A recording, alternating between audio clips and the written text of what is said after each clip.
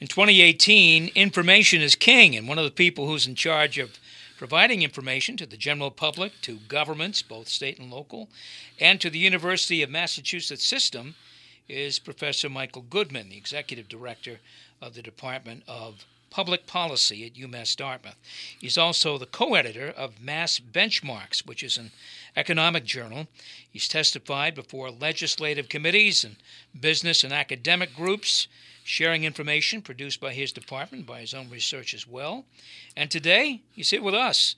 Welcome, Dr. Michael Goodman. Always a pleasure, Jim. Quick introduction. What is the Department of Public Policy at UMass? Explain what it does. Absolutely. So I oversee the Public Policy Center, which is an applied social science research group dedicated to developing evidence that policymakers and community leaders can use to inform good public policy. We're also affiliated with an academic department, a Department of Public Policy. My colleague, Professor Chad McGuire, chairs that, which is home to a fully online Master of Public Policy program and several graduate certificate programs. We work together, on the one hand, to produce research that can be used to help make the Commonwealth and our region a better place to live, work, and do business. And we train the next generation of leaders in public, private, and nonprofit settings. You and others have been looking at trends in a number of areas, including the future of the maritime industry in New Bedford, one of your recent studies, I believe. What do you see there? We think that this is a golden part of the state, that this is an area that we should dominate, benefit from, and have people working. The employment should be through the roof. It's not quite that good, though. Not yet. Anyway. Well, so the maritime economy, if we think about it very broadly, includes a number of the sectors that have long been a part of the New Bedford area economy, the southeastern Massachusetts economy, and Massachusetts as well. We think about fishing. We think about the activities related to the port. But there's also a whole host of innovation economy sectors that flow from the maritime economy, including marine science and technology, so oceanographic research, marine science and engineering. Think of what Lockheed Martin is doing for the Navy, or for some of the smaller research intensive operations doing underwater robotics and other areas. So it's really the area where we have the greatest competitive advantage and the strongest toehold in that innovation economy, which has been driving our growth. Of course, there are a lot of natural and unnatural pressures on some of the traditional industries like fishing, and so the limited stock in the ground fishery has put lots of pressure on that sector. Most recently, enforcement actions from NOAA as well. But the scallop fishery appears to be very strong and continues to be a source of substantial activity around here. So it's sort of the best of the old world and the new world economy. We think of, and when I speak of maritime industry here, I fall into the trap of looking at the, fishing, shipping, and perhaps wind at some point. But it's much more than that, as you've just explained. It really is. Sure, and I left out another big piece of it, which is tourism and visitors. So restaurants that are located near the water, hotels, destinations, our wonderful beaches, and other amenities. Those aren't assets just here in southeastern Massachusetts. Our neighbors on the North Shore or on the Cape and in the islands have the same kinds of features. But we have that combination of an industrial base, a scientific strengths and capacity, and generations of work along the lines you're describing in fishing and in related port activities. Yeah, fish processing too. So, should we be doing better? Well, so I think recently we've been doing a lot better. I think there's a lot of potential. You mentioned the prospects for wind. I mean, the state is in the midst of a procurement. There is going to be offshore wind installed in Buzzards Bay between New Bedford and Martha's Vineyard. And so that's happening. The question is, what are its impacts going to be? We're finishing up a study with colleagues at Bristol Community College, taking a look at the potential economic benefits for the region and the workforce development implications. And I think those impacts are likely to be substantial. Any more information you can release on that study right now? Well, not in great detail, but I think there is going to be a number of different phases that are going to have a positive contribution to the local and regional economy. The first is a very extended period of construction where there's going to be a giant amount of work being done, assembling the components, getting them from the shore to the sites, which are fairly far off the coast, and a lot of marine construction work. Some of that capacity is resident here in the region. Other people with special skills will be imported. Once those turbines are up and running, though, they're going to have to be maintained. The life of these things is typically around 25 years, so on a daily basis, there are going to need to be people based in this region who are going to be visiting these sites where the turbines are and making sure they continue to operate. Those blades need to keep turning for electricity to be produced, and that's what makes this a financially viable enterprise. And so there's going to be a lot of attention, a lot of investment focused on making sure that those things continue to be maintained. And that's going to create some opportunities for people around here. Before we go any further, I should say that this past Thursday, Amazon made an announcement about its second headquarters. There was like 250 or 80 sites that had submitted applications. Mm-hmm. The list has been narrowed down to 20. Only one site in New England, Boston, was on that short list, if you will. Surprised by that? Not in the least. The requirements that Amazon issued were substantial.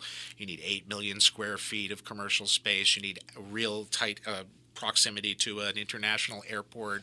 You need a region that has the ability to hire 50,000 professional workers over time. There are not many places in North America that can offer that. The city of Boston and its immediate area around the city of Boston is one of those areas. One of the and there was another North American site, Toronto.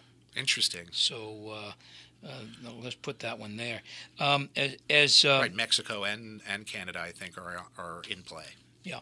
So let's talk a bit about, even though, I mean, this is a long shot, but if it comes to Boston, could there be satellite benefits to New Bedford?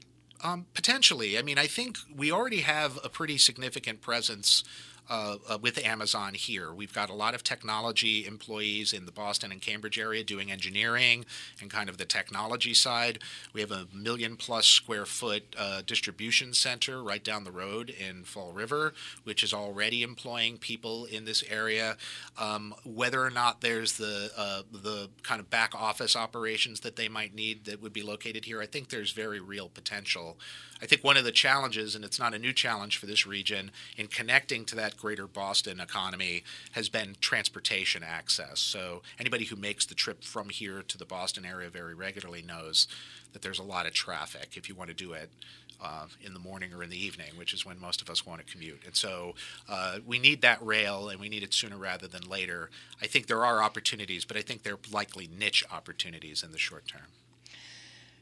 You recently testified before a legislative committee in Boston about revenues. There seems to be growth in Massachusetts. We seem to be doing well, yet these revenues always fall short of their benchmarks. It happens like every quarter, it seems. Well, am I wrong? Well, certainly in the last year or two, that's certainly been the case. I think the economy of Massachusetts overall, it's a little different in this region, but is firing on all cylinders. It's about as good as it gets here. I think Thursday, the state came out with the latest unemployment report for the state, around 3.5%, which, so there are jobs that are being created, the economy is growing, but you're right, we're not seeing the kind of state tax revenue impacts that we normally would in economic conditions like this. So I participate in the consensus revenue estimating process that the legislature goes through every year for the past 5 or 6 years. And what we're seeing is, as jobs grow, we're seeing the income tax revenues come in as expected. As incomes grow, not as fast as we would like, but they are growing, we're seeing it on the sales tax side. That's kind of volatile because we had a lot of people purchase cars a couple of years ago, and once you buy one, you don't need one for a little while. So you see that drop off. But where we've really seen disappointing revenues is on the capital gains side. And I think that's about to change. There's, I think, now the conventional wisdom is on this matter has now become clear. the stock market has been very good. Normally, that means very good bonuses for people in financial services and profits for people who are invested in the market. We've not been seeing that, and I think part of it has to do with people who are waiting for the federal tax debates to sort themselves out.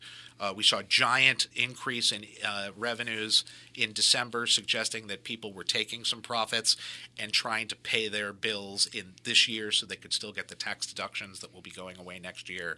And so I think over the remaining months of this fiscal year through the end of June and next fiscal year, a lot of the payments that we were expecting to get in the last year or two are going to start to come in. So I think barring some unfortunate event at the national level, which is all too real, a possibility these days, I think the Commonwealth is well positioned. We do have a lot of risks, though. The federal government is not funding the Children's Health Insurance Program that pushes those obligations in the hundreds of millions of dollars back to Massachusetts. There's talk of changing Medicaid. We rely very heavily. So there's a lot of moving targets. You're listening to Townsquare Sunday. I'm your host, Jim Phillips, and my guest is Michael Goodman, the Executive Director of the Department of Public Policy at UMass Dartmouth. The greatest polling mystery to many remains the polls leading up to the 2016 election. As a poller, someone who looks at polls a lot, what happened? So I wouldn't call myself a pollster. We occasionally use survey research to inform our policy work. I'm not one of those people who does the horse race, who's going to win in the next election stuff. I try to steer clear of that. Yeah. But anybody who's doing survey research took a hard look at sort of the post-game analysis following the 2016 election. And I'm here. I'll defend the pollsters a bit. I think if you look at the national numbers, the margin of victory on the popular vote side that candidate Clinton received was just in the range that you would expect for the pollsters. Where the predictions really missed the mark was in those states that turned red that weren't expected to. I think we're talking here about Pennsylvania, Michigan, and Wisconsin particularly. And it's clear that the state-level polling that went there had some problems around who they were predicting would actually show up to vote, and they underrepresented folks with lower levels of education. And so a lot of people in those states who don't usually vote turned out to vote. And with the Electoral College being organized in the way that it is, that led to a poor prediction of what the outcome was. I think absolutely everybody thought that she was going to win. I think that includes the current president. Yeah, I think that's probably true. The recent passage of the tax bill, interesting. Yes. The president claims it will mean great things for America and American workers. Most people will get some sort of a tax break, with the wealthiest among us benefiting the most. The president said he expects wealthy people to reinvest and create jobs. It's kind of the so-called really trickle-down theory that we have seen before in this country. Has it ever worked, Professor Goodman? Not so far. I mean, it's the I'll give you money and you'll spend it in ways that ultimately leads to me receiving money through income that I might get from a job that you might create or some other indirect effect. I think the track record on that is that it's not a really optimal way to stimulate the economy. Additionally, we're at a place in the United States where the unemployment rate is quite low. I mentioned the state unemployment rate here is 3.5%. It's higher here on the South Coast and in the greater New Bedford area, but there are jobs. So creating jobs is not our current problem. So I'm not too optimistic about how much faster it's going to allow the economy to grow. It will create winners and losers, however. So everybody should consult a tax professional. I don't know what anybody's individual circumstances will be, but there will be winners and losers. I think the people who pay the most taxes and earn the most income will benefit the most. That's not unusual. I do think there will be some taxpayers at lower levels, especially those that don't itemize their deductions, who may benefit as well. But here in Massachusetts, with the withdrawal of the deduction for state and local income tax payments, there will be some middle and upper middle class households who earn earn a professional living and who pay high local property taxes, who will suffer as a result. Who will end up worse off. We've got about a minute and a half here, so I wanted to sneak one more in on you. You did some research on human service employment. Indeed. And it's a profession that I think most people think, well, I know there's people being trained, there are all kinds of workers, this and that, and yet you say there's not enough. Right. So in 30 seconds, so we have an aging population, so we're graying. Massachusetts, the profile of our population is a bit older, and so the need for home health care and assistance, and of course with the opiate crisis and the need for drug rehabilitation and treatment, and certainly persistent poverty and health issues require people who are working long hours in very emotionally and physically demanding jobs. And often relying on public reimbursements from the state and federal government. So in essence, we've got a hot job market, and we've got an increasing need for people who work really hard and earn relatively low levels of pay. And so unsurprisingly, we're having difficulty filling those jobs. Yeah. So I think it's a slow-moving crisis. It's not a new problem, but I do think if we're going to meet the needs of our most vulnerable neighbors and our elders, we're going to have to redouble our efforts to make those careers more appealing to people. And that's certainly the job of the legislature and the companies who hire these folks. That's right. To do what they have to do. My guest has been Dr. Michael Goodman, the Executive Director of the Department of Public Policy at UMass Dartmouth, co-editor of Mass Benchmarks, a journal about the economy, which publishes how many times? It publishes twice per year, but we release periodic updates on the Massachusetts economy, massbenchmarks.org, to subscribe for free. All right. Thank you for coming in, Doctor. Always a pleasure, Jim. It was fun. Yes. Let's do it again. This week's edition of Townsquare Sunday, that's it. WBSM's weekly public affairs show, heard every Sunday at 6 a.m. All our recent interviews are available on our website as well, WBSM.com. My thanks to Jason Kent, WBSM's production director, for getting the program on the air, and digital editor Casey Sylvia for posting these interviews on our website. Join us next Sunday for Townsquare Sunday. Until then, have a wonderful week and a great Sunday.